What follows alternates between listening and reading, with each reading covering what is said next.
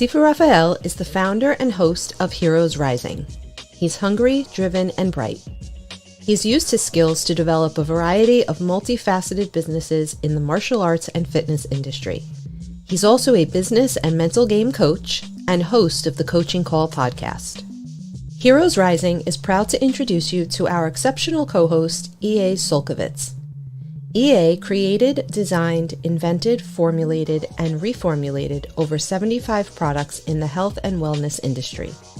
He is the founder of Givers University, providing increased happiness, freedom, and greatness through personal, business, social, and family development. He is also a licensed commercial pilot.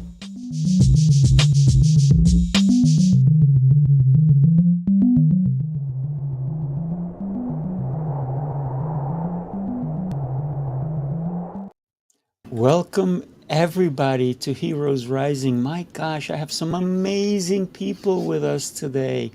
I have Elizabeth, I have Janet, and my co-host, EA. Everybody say a quick hello, and then we're going to get this show started. Quick hello, quick hello. Hello, everyone. Howdy, everyone. Excellent. So we are bringing you an exceptional show today. I know that, every one of my guests is an amazing person. Everyone on this panel has been on my show, Coaching Call, and I am so thrilled that they said yes to being here today. So let me start with Elizabeth. Elizabeth works as an executive performance coach and has two, not one, but two graduate degrees in psychology. We're going to have to ask her why she went for the second. She's a professional coach and a therapist, specializing in performance sports psychology, positive psychology, CBT, and neuropsychotherapy. She's an executive performance coach for corporate powerhouses and innovative, driven entrepreneurs across the globe. Man, amazing stuff. She spent 7 years studying and working with high performers to help them make the impossible possible. Elizabeth, help us understand how we can make the impossible possible. And by the way, just before she goes on, she is adulting today, and I love it because she's having her landscapers, and they coordinate it just so that they can be here with us as well. They want to know what she's got to say. Exactly. Some things are just out of our control, and we just have to go with it. And that's, that's part of making the impossible possible is shifting what you can't control and focusing on what you can control. Well, it's sort of like that. It's like that deal I made with the airlines many years ago. I said, listen, guys, if I'm not here on time, I want you to take off without me. And, they have stuck with it. They've stuck with the agreement 100% of the time. So, we need to have those agreements in life. So, EA, are you ever intentionally late so that they'll take off so you don't have to go? If I ever was intentionally, no, the answer is no. There's no answer to that. It's just no, not intentionally late. I believe in the Vince Lombardi time, for anyone that ever knows what Vince Lombardi is. And he always said, when you're on time, you're already 15 minutes late. And so I always use my clock with the Lombardi time, 15 minutes early. So in fact, that's a standing deal. I always mention to people, I say, if I'm not there in 15 minutes from when I said, leave. Do whatever you're going to do, get started. There's a really good reason I'm not there. And if that's the case, so go on. And I know the same with Sifu too. He's, extremely punctual. When we have a time call set up, I can literally set my watch by him. And that's such a blessing when a leader's like that. And he's one of those. And I'm sure you ladies are as well. So just wanted to give you my 2 cents, Thank you. You're welcome. It's 2 cents, just 2 pennies. All right. 1 penny. Elizabeth, take it away, my dear. Yes. So specifically, I guess, what did you want me to kind of talk about with that proverbial mic you shifted my way? Definitely. I mean, how do you make the impossible possible? How do you work with your mindset, and how do you help entrepreneurs? Yeah, that's a great question. I work in the business space to really help companies scale their businesses. And, it's so funny to me because 7 years ago when I started this, I thought business was way more tangible than it actually is. I don't know if you guys are like that or were like that, but your business strategy means nothing if you don't have the right psychology. And so that's where I spend so much of my time is helping entrepreneurs and C-suite executives and so forth really learn how to harness what they control and really learning how to live in the present moment. You know, a lot of people are in the past or in the future when the only opportunity is in the right now. And so it's learning to put your efforts in the present moment so that you can achieve that outcome versus putting your entire focus on the outcome. And so there's lots of like psychological recalibrations and growth that I bring to the table to help them scale it, because, you know, businesses are made out of people. And so you're doing business with people. And so I like to really focus on the people strategy, because the better you make your employees feel and the better you take care of your customers, that's the best organic marketing you could ever ask for. Without a doubt, without a Yeah. doubt. So you're helping people understand that they are the ones who are stepping up, right? It's their skills that they're bringing forth. Yeah. And it's what they focus on. I mean, we know in neuroscience that humans work to create their most dominant thought. So what's your dominant thought? Catastrophizing?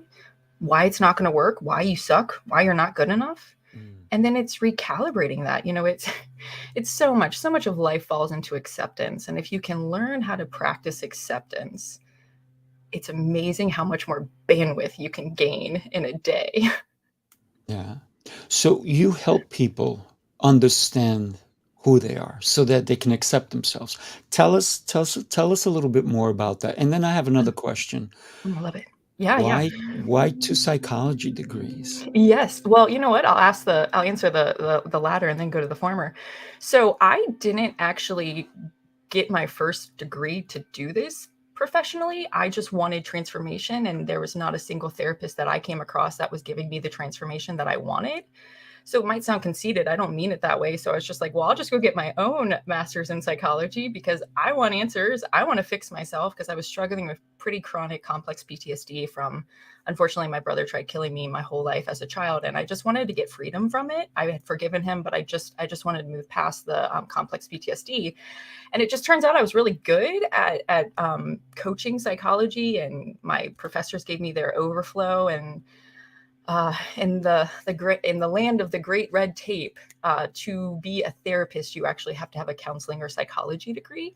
And so I decided to get my second graduate D to become a therapist legally, and I'm finishing that right now, just to add to my set of tools. There's kind of a joke in my family that I'm always going to be learning, like I'm going to be gray haired and like working on my 10th doctorate or something. So I just love learning and studying. I have a handful of partial doctorates too.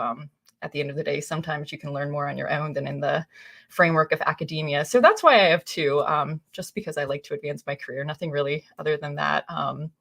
But when I work with my clients, I send them through a performance development assessment, which I offer for free. And it's based off of a $300 assessment that scores you in 24 psychometrics. Mine scores you in 23 psychometrics. And that's like a great place to kind of draw a line in the sand, because it allows us to have like an x-ray of their mind.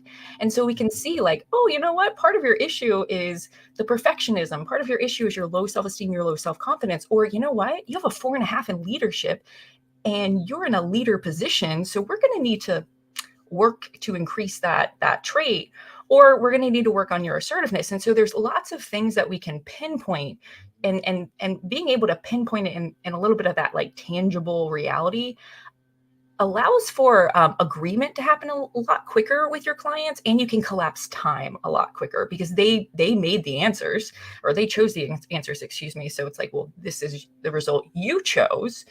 So this is what you're thinking, at least right now. And then there's a handful of things that we can work to implement, but a lot of it really does come down to psychoeducation and identifying their values and just building off of where they are. I mean, some people are, you know, obsessed with personal development when they come to me. Some people are like, hey, I just signed a lease for my business. I have no idea what I'm doing. And so, you know, this is the funnest part about my job, is I get to walk with people where they are and just encourage and inspire them to make the impossible possible. But a lot of that requires having a strong belief system and implementing mental discipline, which a lot of people do lack. Yeah, that mental discipline, huh? That is huge. A lot of people get in their own way, don't they? It's amazing. And a lot of perfectionists think that there's like a single answer, when my biggest takeaway this year is nobody knows what they're doing in life. We're doing our best. Yeah. It's finding out what you're good at, right? And then honing in on that, right? Yeah, but at the same time, like our brain is malleable. Like we can mold it. And so simply just because you're high in this strength doesn't mean you can't make that weakness a strength.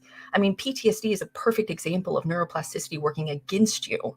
Mm. And so you can change so much. I mean, I've seen people change their temperaments. It takes a lot of effort, obviously, because you have to be super intentional, and it's a long road game. But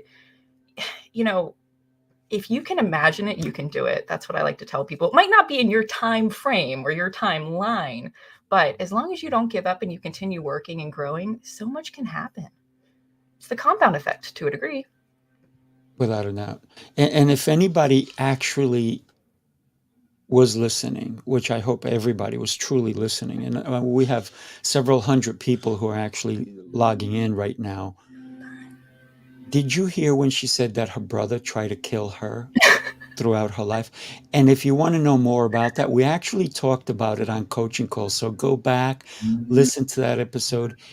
An amazing story. The fact that this was happening to you and you overcame it and you wanted to get ideas, and the fact that you forgave your brother.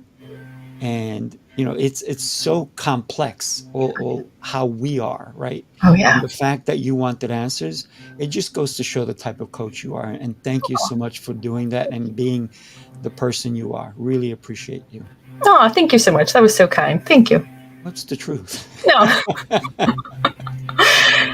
People have gone through worse things than I have. And at the end of the day, bitterness just keeps you in the prison cell, no one else. That's exactly right.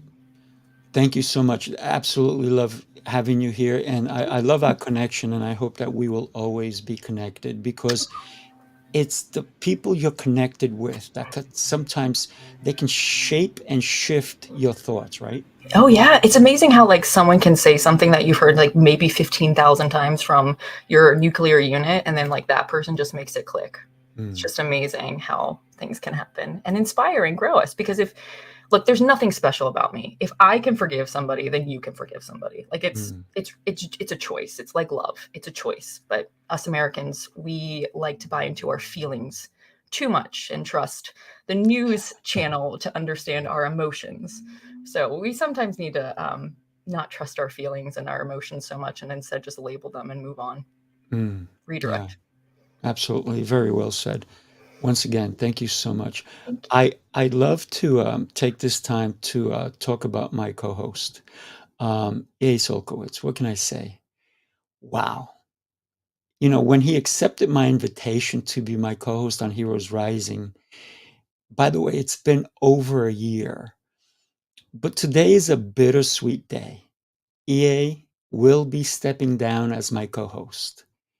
He has created an amazing opportunity. Listen, not just for me, but for some of the top coaches around our country. And if you're interested in knowing more, reach out to me. I would love to share that with you. We'll just have a 2-minute conversation, and I can tell you what he's doing is beyond something you've never heard of seen, and it's really mind-boggling. So, the thing is, he's taking this time because he's working behind the scenes to take his invention public in early April. He has had rooms of 50 presidents pay him $5,000 each for a weekend. That's $250,000 for 3 days. 3 days. So, I'm a very curious guy. I'm always learning. So I wanted to know, what did that break down to? So he did it for 2 years, and he worked 72 days. That's $6 million working 72 days. Who doesn't want to work 72 days and make $6 million? Well, EA has done it. And who better to help you? If you want to become a millionaire, I'm telling you, EA is it. Even if you already are a millionaire, but you want to add to that, and live a life that's worth living, I'm telling you, reach out to me. I will be more than happy to get you connected with EA. So he is doing all the right things to make this happen.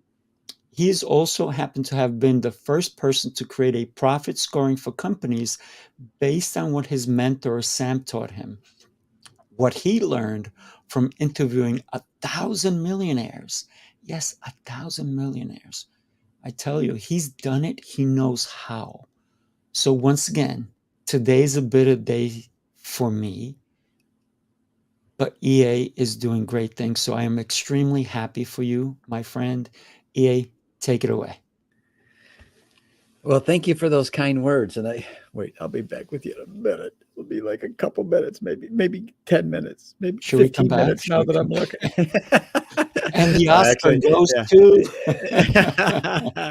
Well, I can tell you one thing for sure is I would, it's really been a blessing. And when I was on Rafael's Coaching Call podcast, which is an outstanding podcast, coaches from all walks of life and just great content every single podcast. So I was on his podcast, and then afterwards, a short period of time, he reached out and said, I'm thinking about, I'm going to found this thing called the Heroes Rising, and I do 1 or 2 events a month. Would you be interested in being a co-host? And I said, well, tell me about it. And he told me about it, and boy, I jumped right in, and it's amazing how this is already the 25th episode, if you will. And it's just been, it's amazing how fast it goes by. And that's why we want to live each day as though it's our last and make each day count, because it really could be our last. And also the blessings in the meantime to make it really, really worthwhile. So it's been a blessing to be here on Heroes Rising. And thank you so much for reaching out to me, Rafael, and our future things together, which are even more spectacular in multiple ways. So I really appreciate that. For everyone today, I really would like to speak about 2 different things. And you'll notice I always refer to my mentor. His name was Sam Robbins. I met him when I was in my late teens, and I was very, very blessed to do that. He was declared Detroit's youngest self-made millionaire, earned $1 million during the Depression when people were jumping off of buildings, and really had his act together. And when I met him, he was very, very successful. But the other thing I noticed about him is that he was really, really happy.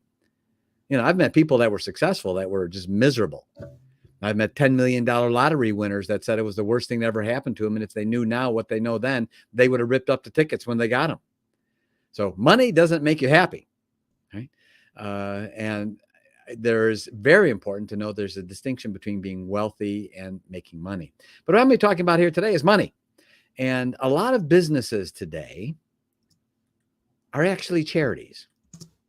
And the reason I say they're charities is because they're not making money. And that's what charities do. Charities don't make money, right? So one of the first things we want to do in business is decide, do you want to be a charity? If so, great. The world needs a lot of charities. That's an awesome thing. Or if you want to be a business, you need to earn a profit. I'll say it again. You need to earn a profit. In fact, Deming said one of the most outstanding, important aspects of a business is that it earns a profit by giving valuable service to others and contributing in a great positive way. So we're going to talk about those 2 things you need. So I always jokingly say, I've talked with people and they say, well, I don't want to be wealthy. And I know right then they'll probably lie to me about other things too.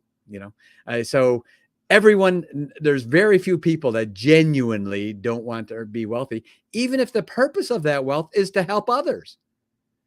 Wealth helps our children go to better schools, helps us live in nicer neighborhoods, helps us do great things like we're doing at Givers University, helping to literally eliminate hunger, 3-digit zip codes at a time. I mean, there's so many things wealth can do when properly pointed in that direction. W. Clement Stone, who founded some of Napoleon Hill's works, when him and I were doing some charity work together for Easter Seal, actually, and we were flying together. And so I asked him, because he was at that point a billionaire. That's with a B. So I asked him, I said, Clem, what's money? Because I thought, man, he knows, he's a billionaire, right? He looked at me, didn't even hesitate, looked right at me and said, money is power to do good. Mm. And I thought, man, that's one of the best references I've ever heard to what money's all about. So some people say, money's evil. No, it's not right. And even in the Bible it says money's not evil. It says the lack of money is evil. The love of money is way evil. All right. The love of money. Money itself is not. It's just a yardstick. It's all it is a yardstick. So the first thing I share with people is decide if you want to be a charity or a business. If you're going to be a business, then you need to earn a profit. Otherwise, you're a charity by default. So we're going to talk about the two things that are needed to really be wealthy and to have a wealthy business. So we're going to do that. I'm going to pull up some slides here. So let's see. There we go. All right. My father was a milkman. He delivered for Twin Oaks. This is not a picture of him, by the way, but it was during that time period. And he delivered for a dairy called Twin Oaks out of Chicago, where I was born and raised. And my father had his own gig, right? He'd deliver milk, and he had a little book, and he'd write at the end of the day, how they had a point system, how many each quart and half gallon was a certain number of points. And he had his own thing. Got up in the morning, 3 a.m, went chopped up ice, put it in the back of the truck because they weren't refrigerated, and then would deliver milk with holders just like that. I use those same kind of holders this milkman has in his hand when I was 5 years old helping my father. Now, the interesting thing about that is my father had a milkman mindset. Let me ask you, no matter how hard my father worked, how many houses do you think he could deliver milk to? Only a few. Only a few. That's right. And if I helped him, even less. Because back then they had glass bottles, and there was more than one occasion I turned the corner and my shoes were all white because of the bottles hitting together, so they might have went to plastic because of me. Who knows? But anyway, but my father had a milkman mindset, which I witnessed, and I saw him get up, and he wasn't punching a time clock. He had his own gig, if you will. But I learned that milkman mindset from my father. I lived it. It was our lifestyle, right? And so that was an interesting aspect at an early age. And then from there, I became a janitor. And I lived the glorious lifestyle of a janitor. Now, I didn't mind being a janitor. Simply put, business was always picking up. What? Anyway, so cleaning these office buildings. How many office buildings do you think I could clean in a day? Only a certain number, right? The reason why is it's called 24 hours in a day. So I had a janitor's mindset. Thank God. I met my mentor at an early age. He was a multimillionaire already. And I told him I wanted to become a millionaire. He said, "You do?" And I said, "Yeah." And he said, "Well, I'll tell you the first thing you have to do." I said, "Well, what's that?" He said, "Well, you're going to have to get $1 million. Oh, great. Thanks. That really helps a lot. I was figuring about that. He says, "By the way, that's the easy part." I said, "Really?" He goes, "Yeah." He says, "Let me tell you the hard part." I said, "What's that?" He said, "Believing you're worth it. That's the hard part." And I thought, wow, that was really something. So at an early age, I was malleable enough. I was just dumb enough, intelligently ignorant, if we will, to simply listen to what this man taught me. I saw he was wealthy. I knew it. He was happy. It was all those things that I thought, man, this would be a great life if I could just do that. So I just started emulating him, right? And listening very closely and then doing what he said. And guess what? I just listened to what he said. At 23, I was a millionaire. And at 33, that was the first year I earned $1 million. That was in 1989. There's a lot more than $1 million today. Now, that's $1 million in 1 year after I paid taxes in actual income, not business or something like that. That's in my pocket after a year. At 33 years old. Why? There was nothing special about me. I listened to someone that knew how to do it. And that's a really important aspect of what we're going to talk about here. And that is, when you want to learn how to do something, do not retain an educated idiot. I've met thousands of them.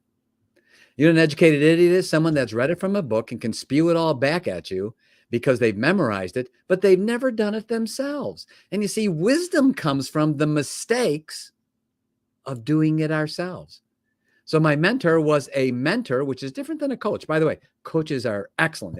A coach can teach you how to do, Microsoft better. It can teach you how to do maybe social media better. You need all that stuff. But a mentor is a different relationship. A mentor is a much more intimate relationship. Why are you thinking that way? Not just what you're thinking. Why?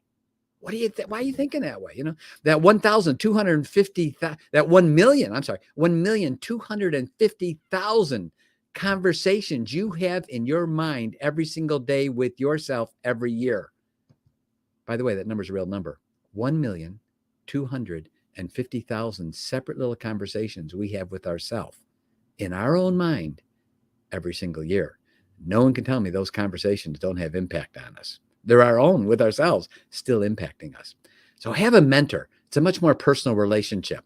So my mentor he had done it, right? I wanted to earn $1 million. He had earned multi-millions. So that's why I talked with him. He was not an educated idiot that's, was making money off of teaching other people how to do a thing that they actually never did themselves. Right. So there's a big difference there. So make sure you don't have an educated idiot. And here's a simple way to do it. Be willing to ask one question. And here's the question you want to ask that will help you discern whether they're the right mentor you want. Just simply ask them, what have you done? Don't be afraid to ask that question. What have you done? And if they hem and haw around and I don't know, well, I did this thing and I read this book and I'm a graduate of such and such course, you have on yourself an educated idiot and you're about ready to pay for their education at your own expense. Save time, compress effort, find someone who has done it.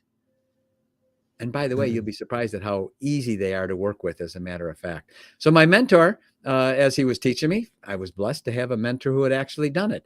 And he told me a couple of things that you need, in my quest, if you will, to become wealthy. He said, you need two things. Number one, you need training. And number two, you need a vehicle. He said, you could have good training in the wrong vehicle. It's not going to work. You could have the bad training and the right vehicle, and it's not going to work. You need both. You need the training and the vehicle. So the first thing I want to ask those that are listening, do you have a buggy whip? Do you have a buggy whip? Is your business a buggy whip? Something you think you need, but no one else does. Classic example, classic mistake is that people fall in love with those things we create. And then we think everyone's going to love it because we do. Wrong. We're not a voter. We don't write the check. The customer writes the check. Their vote counts, not ours. So the first thing we want to do is determine, number one, do you have the right vehicle? The vehicle's important to become wealthy and the training that goes along with that. So first I'm going to share with you a little story about what my mentor shared with me a few years back. And it's a bit of a myth and a true story at the same time. So they call it the legend of Belle Isle. The legend of Belle Isle goes as follows. There's an island around the greater Detroit area. It's in Detroit River, and it's called Belle Isle. And they wanted to clear this many years ago and then make it a sort of a park-like setting and a place for families, etc. So they contracted a logger. And they told this logger, because this is many years ago, they didn't have things like electric chainsaws, right?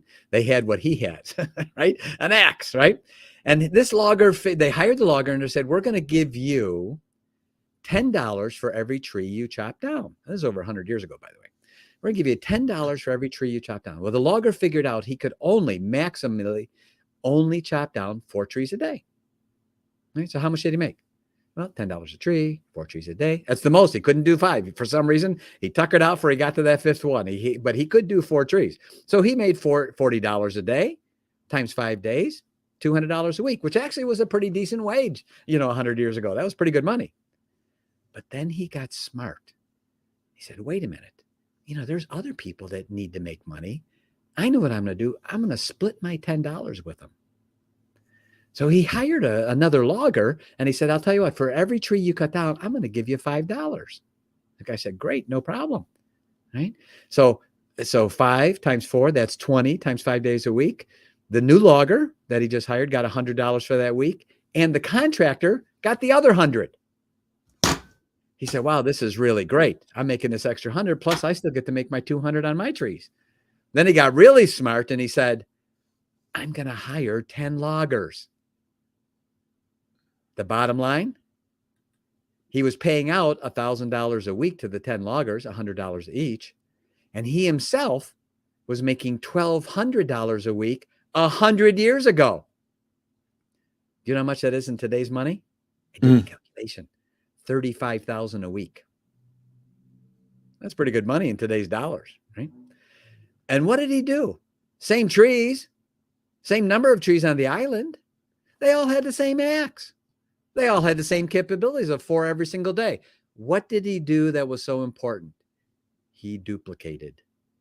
If you do not have a vehicle that allows you to duplicate, you will have to do exactly what my mentor said to me, duplicate or liquidate. If you want to be wealthy, You need to be able to duplicate what you're doing. If you don't have a way to do that, figure out a way. Just like the logger. Most people would think, he's got a logger, he's got a job. Well, how in the world is he going to duplicate anything? But you know what? He crafted a way to do that. He made miniature loggers of himself, right? And my mentor said, if you don't do that, you might as well just liquidate. If your goal is to be wealthy, you have to be able to duplicate what you're doing. Does that make sense? Because it certainly did to me when, and he had his wonderful way of sharing these things with me by virtue of stories, if you will. And that really hit home. So I remember the legend of Belle Isle and how that impacted and influenced me in my life.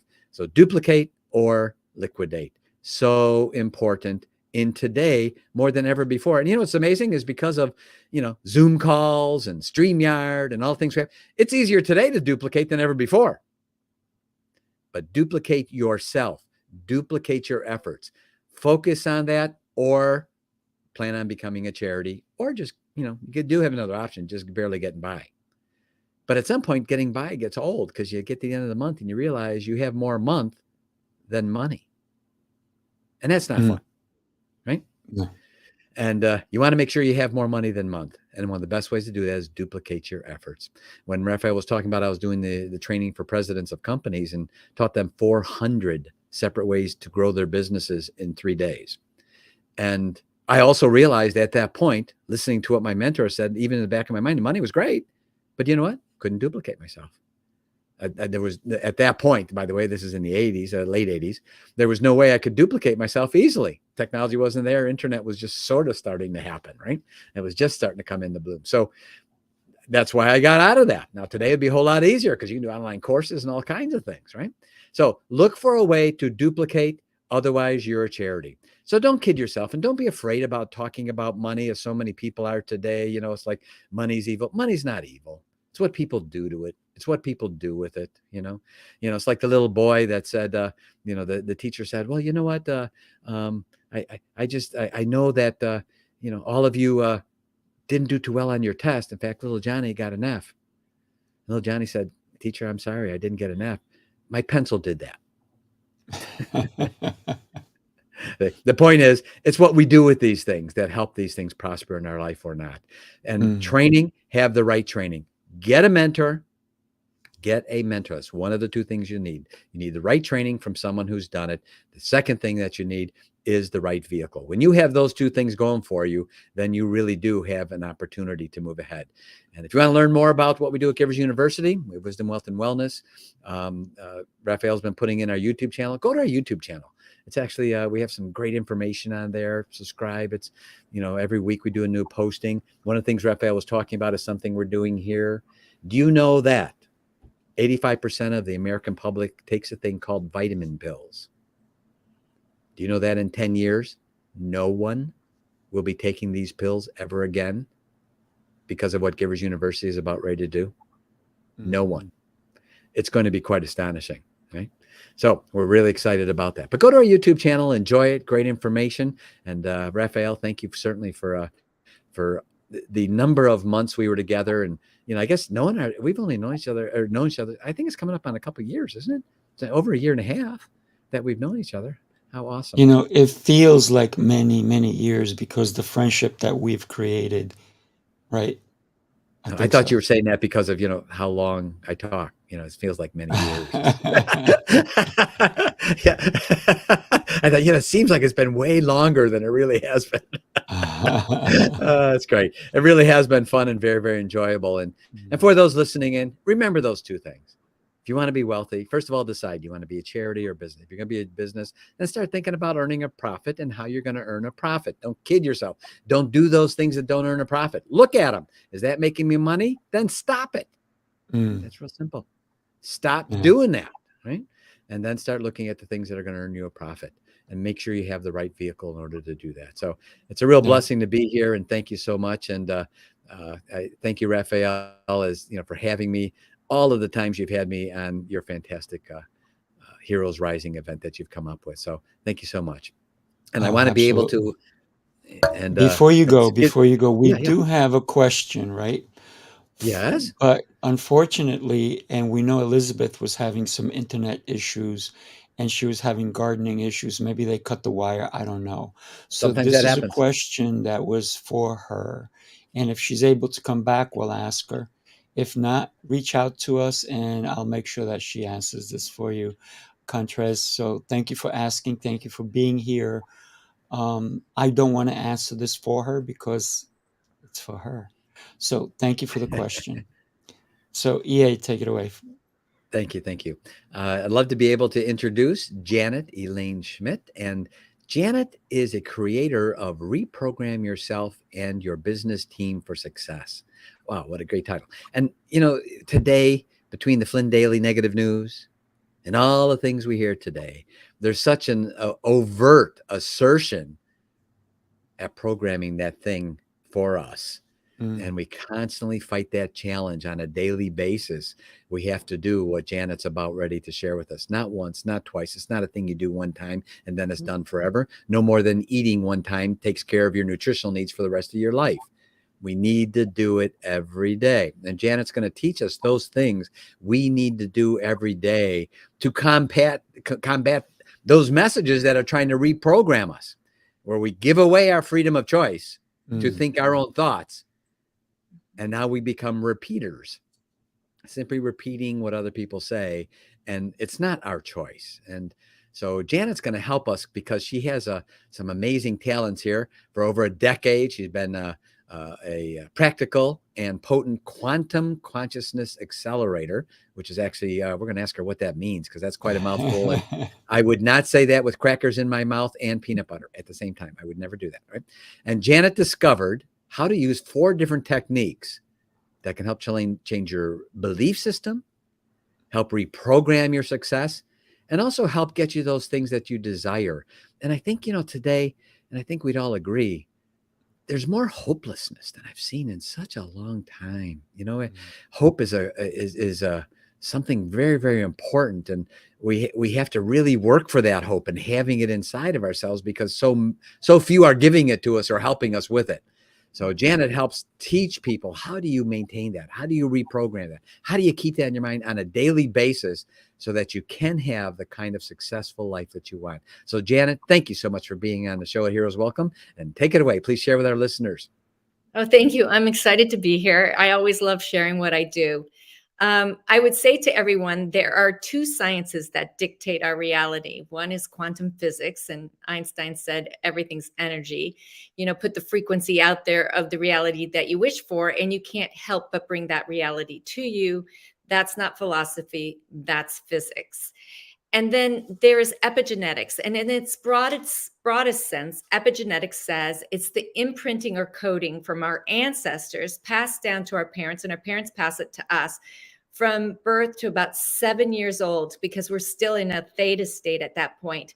After that, it's society, it's our friends, and anything catastrophic that happens to you that's going to dictate your behaviors, your thought system, your emotions, your belief systems, your traditions. And so when you put that all together, then you can start looking at yourself. And I say, be the scientists, go into the laboratory and know that it's limitless. So start looking at a belief system that you feel very strong about and ask yourself, did that come from your ancestors? Did that come from society? Is it something that you really believe? And then is it yours? Do you own it? And if something's not working and you're just repeating it over and over again, you need to really look at what it is. I mean, we all know, I use this as an example. It's if you're dating the same person, the same type of person, and the same thing happens over and over again. Or with money, there's a lot to do with money, inherited money consciousness. If you're repeating a cycle with money over and over again, it's pretty much an imprint in you. And so this is how you can start looking at your programming. And this is how I tell people, start examining and make a list. Go down and do relationships. How are your relationships working out for you? Go down to business. How is business working? Where is it working? Where is it not working? And just go down the list of all your behaviors, because you're going to be able to see a pattern. You'll start seeing a pattern there.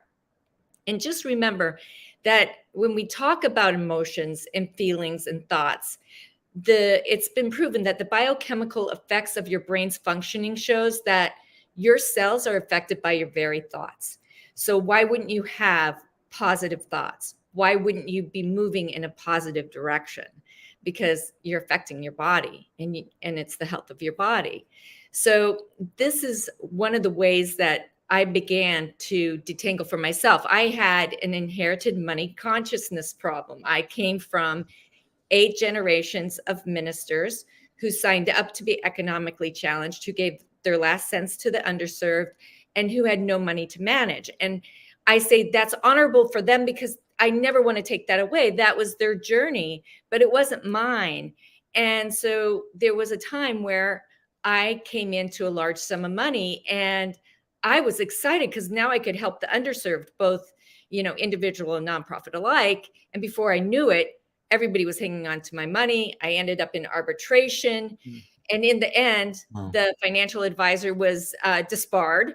The company, the international financial company, was fined, and his partner was fined, but I only got 10% of what I lost. And so that's what made me go down the rabbit hole of saying, okay, what is my societal imprint? And I even went down to, my mother used to say, and this is so funny that you brought this up, that money was the root of all evil. And so I had that imprint in me as well. So I started detangling all of this. And as you start detangling one thing, such as money consciousness, you go down another. Money consciousness also includes fear. And I had a large imprint of fear in me. So as I discovered all this, I started studying neuro-linguistic programming, eye movement integration, EMDR, for trauma, theta healing, psyche, all of these techniques. And I came up with the combination that literally can usher out an old belief, an old behavior, and usher in a new belief, a new behavior, a new enhancing belief. And I learned how to double lock it down. So you bring somebody into a whole brain state, you'll bring them in the left cortex and the right cortex into agreement on the new belief, or you're bringing the subconscious and conscious mind into an agreement. And it's pretty fabulous.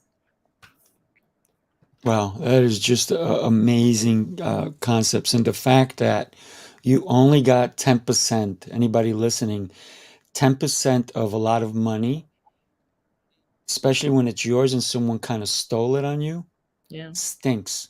But at least you got 10%. And then you understood what you needed to do next to regain it. You probably regained way more than the 10% or even the full amount that you lost because you understood what you needed to do, right? I mean, it took me a while to figure out the process because I had to sit there. I understood the quantum physics part because the whole time I was in arbitration, all I could think about is I'm going to lose this money. So I'm putting that energy out there. But, it was really painful to actually go into, and sometimes it is painful to go into what you have to examine yourself. It's not examining the person who did it to you. It's examining why you were there. What caused you to be in that position? What were your behaviors? What were your belief systems? And that is a huge thing because that's what can tell you. It's not so much what somebody's doing to you. It's how you got to that point where someone's doing it to you. Yeah, that makes a lot of sense because a lot of times we do blame others, right, for our outcomes, but we never really look at ourselves, do we? No, it's really good to be a student of your own life. It really is. It pays off if you can do it. And you have to be really honest with yourself. And that's the key. I think you bring up a really great point there is the ability to self-assess in an honest way. It's like the guy was sitting in the class and the teacher says, okay, on the left side, I want you to write all the things that are good about you. And on the right side, I want you to write all the things that are bad about you. And this one guy, this one kid had the whole left side filled in every single mark of all these great things about him. There was only one thing on the right side, telling the truth. So you gotta be able to be honest and look in the mirror. And some people, when they don't like what they see in the mirror, they throw the mirror away, which is not the way to do it, And Yeah. so and I appreciate your story, and not only your transparency of your experience, because people are able to, obviously understand that, because who hasn't had someone else take advantage of them? And then it causes us to start rethinking, I mean, all right, am I going to keep doing this and have people take advantage of me all the time, until we reach the point that we realize really no one can ever take advantage of us. No. They really can't. Only we can take advantage of us, but no one else really can. And as my mentor drilled into me over and over again, you are never diminished by giving. People can take advantage of you, but you are never diminished. They are. And there's a critical thing. So I think you, yeah, I was gonna say that. I mean, you teach a critical thing for sure, and to be able to share people that, when in the world we live today, and we need more people that, are able to say, I want to think my own thoughts. I want to keep my own counselor. My counselor's in my mind, and realize we have the freedom of choice. It's a God-given right to think our own thoughts, and to think those thoughts is a cherished thing. And most people just give that, marker over to someone else and say, write on my mind what you will. And then that becomes what it is. And that's not the way to do it. So Janet, you really provide some great, valuable information. Thank you for what you do. Oh, you're welcome. It's an interesting process working with people, because everyone is different. It's an interesting process working with business teams, because I handle them different. I have a workshop, and I teach them the reprogramming, like how they can recognize their program, that it's important to understand that everybody around you has their own program running, because that gives you the emotional intelligence to create the strategy of working with them. And then I have a couple emotional resilience tools that help people, that the samurais actually used, that help people like reset their emotions literally in 90 seconds. And so all of this combined with actually checking in with themselves and saying, okay, why did that happen? Oh, and follow the feeling, where that feeling takes them, because that will show them where the block is, or where the belief is that's blocking them from achieving the success that they desire. Right. I think you've answered this question for Cortez as Janet. How do you evaluate yourself without blaming yourself? Oh, blame never gets you anywhere. It's just being honest with yourself and understanding that life happens. And by you just taking the step to evaluating yourself, you're getting rid of the blame. You're taking responsibility. You're saying, okay, I want to understand. When I started looking I ended up in that arbitration for a reason. And trust me, there were several signs before I ever ended up in that arbitration that I had this inherited money issue. So I just ignored those signs. So when you start looking at some of the signs, that if you're repeating a cycle and it's looping, there's nothing to blame. By you recognizing it, you're stepping in to taking action. Yeah. Well, good thing you took action, and those people who you trusted actually got their due process, didn't they? Well, I'll say this. If I wouldn't have gone through it, I wouldn't have developed Reprogram for Success. I wouldn't have found the 4 techniques that can actually move the old belief out and double lock down. And I want to say what they are. It's neuro-linguistic programming, theta healing, EMDR, and Psych-K. Most people don't know what Psych-K is, and I'm just going to briefly say that it was created by Rob Williams. It's brings your left cortex and your right cortex into a whole brain state on the new belief. And if you know who Dr. Bruce Lipton is, in the back of his book, Biology of Belief, he writes back there that he attributes Psych-K for the reason why he finished writing the book, and for great relationships to have today. He even goes further to say that it's the fastest, most efficient way to transform a self-limiting belief into a self-enhancing one. So I use the first 3 techniques to move the old belief out and put in a new belief, and then I double lock it down with Psych-K. Beautiful, beautiful. Thank you so much. I really, really appreciate you being here and sharing with us.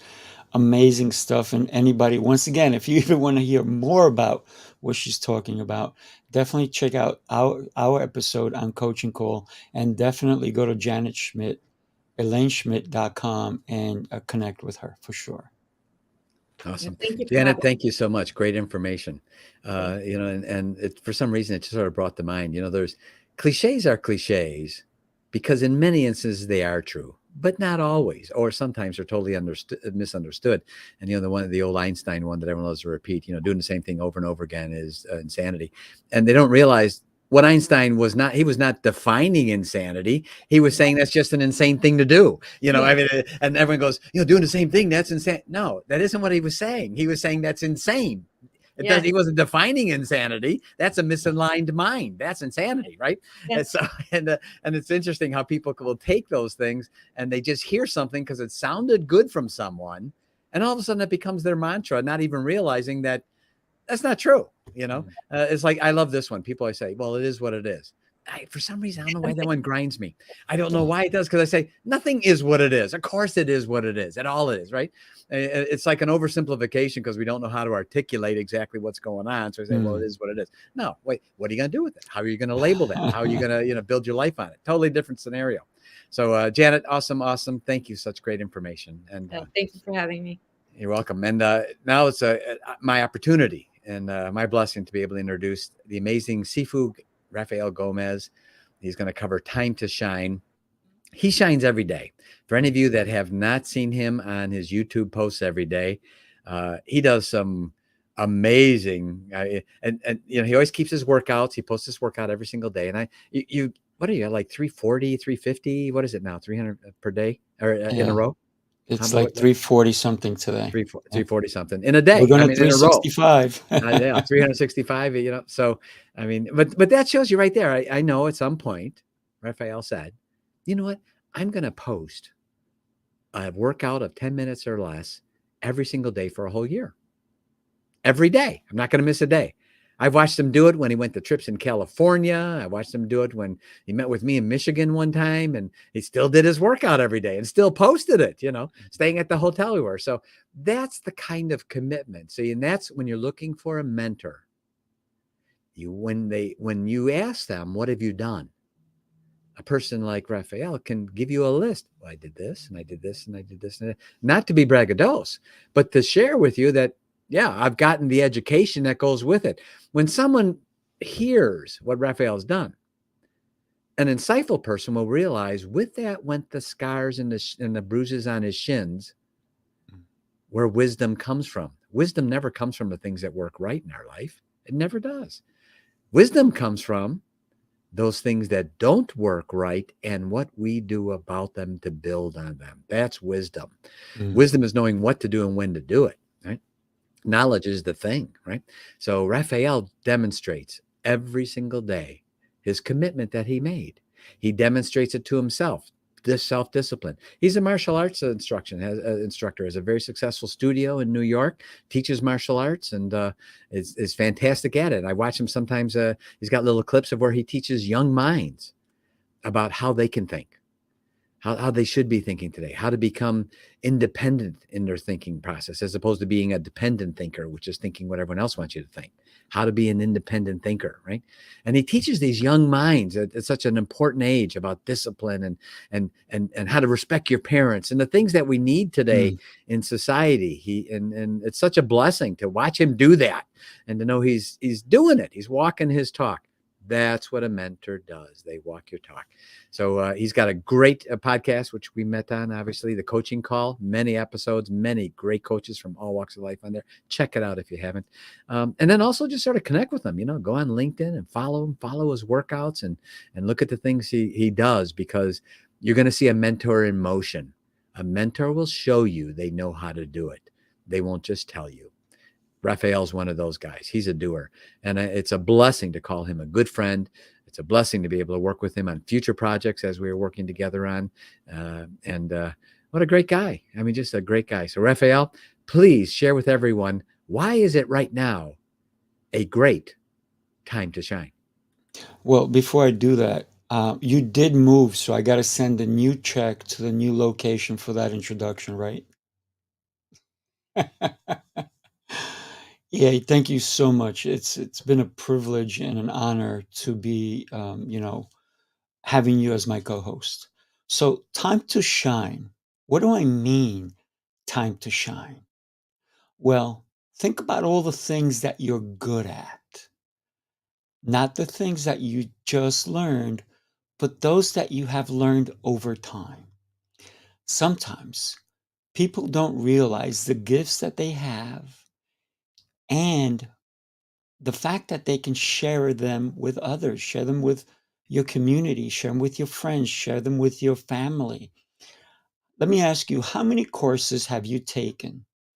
How many books have you read?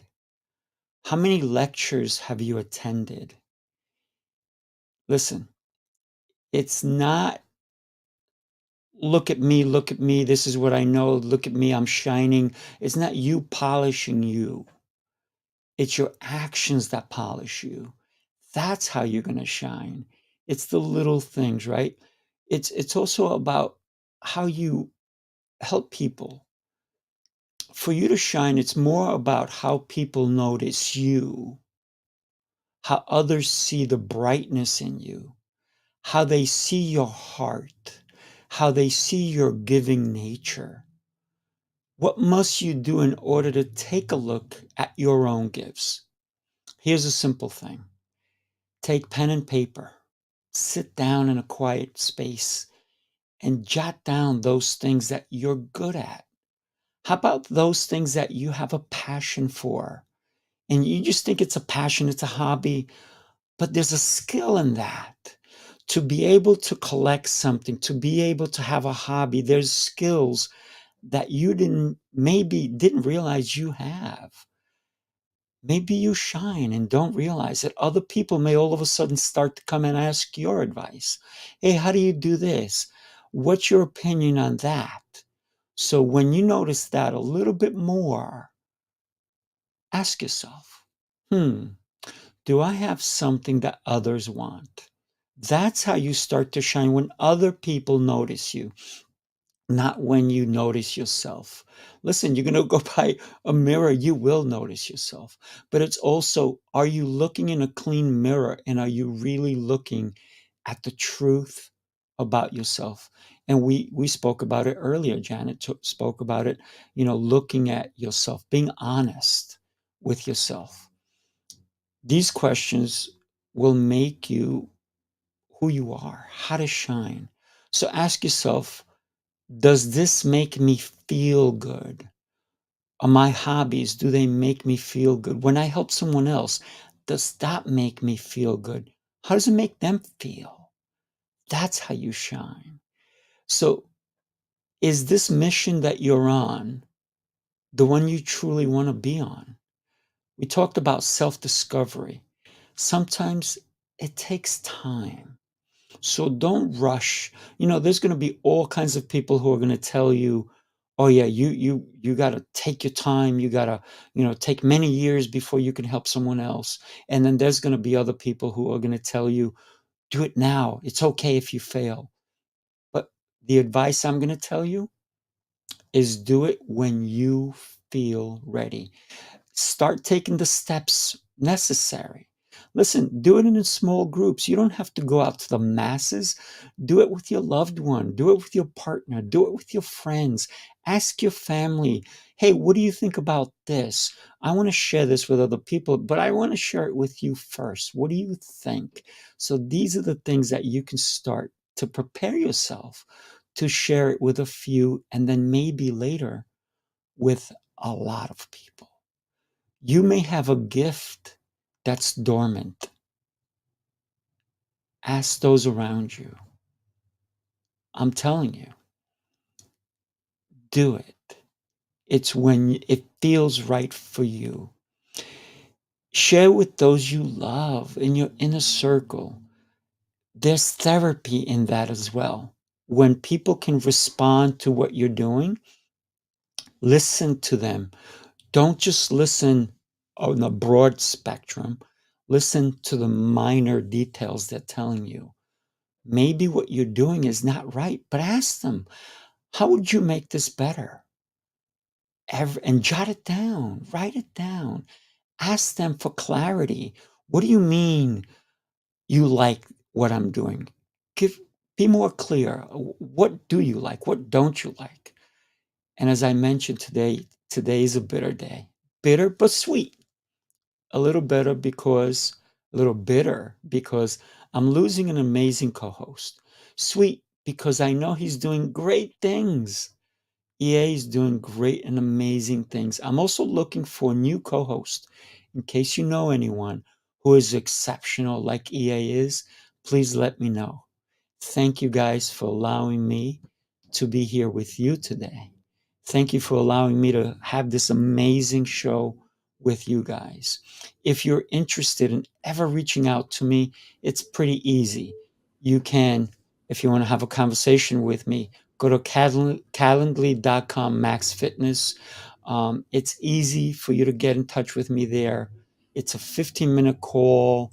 If you want to be on one of my shows, if you want to be a co-host, if you even want to come into my fitness world where I have programs where I help people get into the best shapes of their lives. I'm a mental game coach. I teach people how to get out of their own way. So you can also email me. Listen, I am only as good as I am because of the people that have touched my life. I am nobody without those people. EA, Janet, you guys are amazing. Thank you so much for being here today. I'd love to hear any last words that you guys want to share with someone, what they can do to make their lives better. Well, I'm happy to be able to begin, and it's just actually just a simple phrase, and the phrase is, the tragedy in life is not death, but rather what dies inside of us while we are alive. Keep hope alive. Nurture it, entertain it, keep it on your mind. Have that kind of way. I can genuinely share with you that every night when I go to sleep, I can hardly wait to get up in the morning because of all the exciting things that are going to happen the next day. Every person can have that kind of hope. And don't we need that in the world today? We need it. We need it so much more. And to be able to share it with other people and to help them become hopeful of how great life really is. Every day's a blessing. And, I like to say during the day when someone says, well, it's this, and they'll sort of, and I'll say, well, I know people complain about it, but I always say to them, try missing a few of those days and tell me all about it.